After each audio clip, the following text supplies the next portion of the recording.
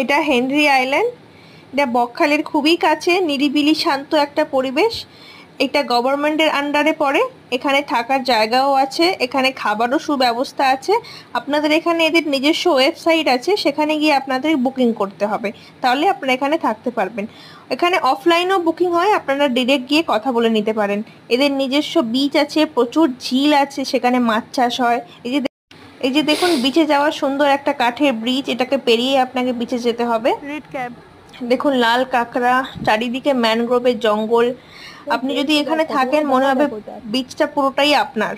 যখন খুশি যেতে পারবেন, স্নান করতে পারবেন, অসম্ভব সুন্দর। এদের বিহেভিয়ারও খুবই সুন্দর, খুবই ভালো এরা। এখানে যে দেখতে পাচ্ছেন আপনারা, সমুদ্রটা কত সুন্দর লাগছে। এখানে শান্ত একটা পরিবেশ, এখানে আসলেই আপনার মন ভালো হয়ে যাবে। যদি শহরের কোলাহল এড়াতে চান, অবশ্যই আপনি এখানে ভিজিট করুন, আপনার নিশ্চয়ই ভালো লাগবে, গ্যারান্টি দিয়ে বলছি।